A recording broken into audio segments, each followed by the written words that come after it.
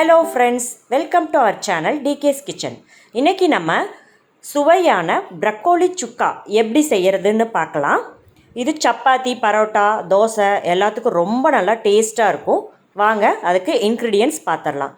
Broccoli 200 gram, பெரிய வெங்காயம் 2 குட்டி குட்டியாக கட் பண்ணியிருக்கு, 3 தக்காளி குட்டியாக வெட்டியிருக்கோம், இஞ்சி பூண்டு பேஸ்ட் 1.5 ஸ்பூன், கொத்தமல்லி பவுடர், கரி மசாலா பவுடர், மிளகாத்தூள், 2 பிரியாணி இலை, ஒரு சின்ன துண்டு பட்டை, 2 கிராம்பு, காஷ்மீரி சில்லி. கொஞ்சமாக தண்ணி எடுத்துட்டு அதில் நம்ம 1 ஸ்பூன் உப்பும் 1 ஸ்பூன் மஞ்சத்தூளும் சேர்த்திக்கலாம்.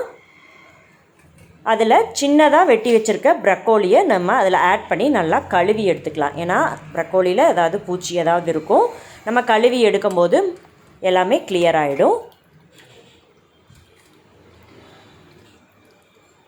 இப்போ நம்ம கடாயில் எண்ணெய் விட்டுக்கலாம். நம்ம அந்த ப்ரக்கோலியை இதில் வறுத்து எடுக்க போகிறோம். ஒன்று ஒன்றா போட்டு ஃப்ரை பண்ணி எடுத்துக்கலாம்.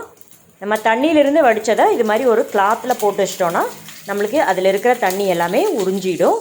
எண்ணெயில் போடும்போது தெரிக்காமல் இருக்கும்.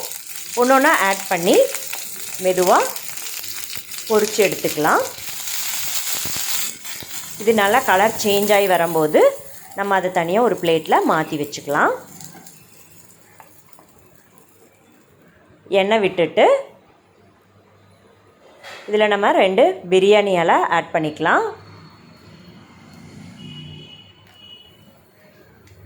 ஒரு துண்டு பட்டை, 2 கிராம்பு ஆட் பண்ணிக்கலாம்.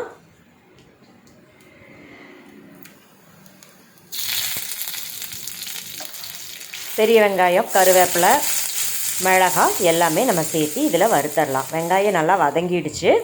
இஞ்சி பூண்டு பேஸ்ட் ஒரு 2 ஸ்பூன் சேர்த்திக்கலாம். இதுவும் நல்லா பச்சை வாசனை போகிற வரைக்கும் வறுத்துட்டு,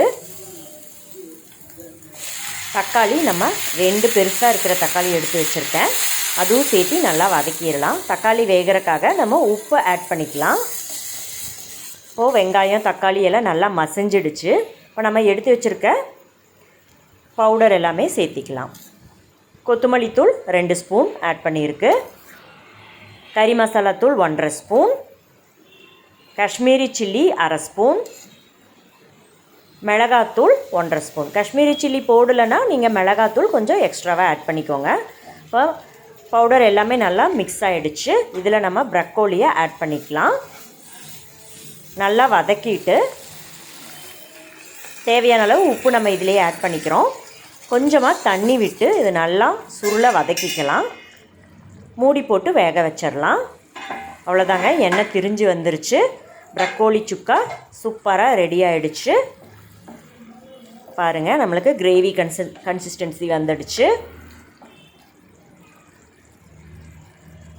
நம்ம கொத்தமல்லி தழை போட்டு சர்வ் பண்ணிடலாம். சூப்பரான சுக்கா ரெடி.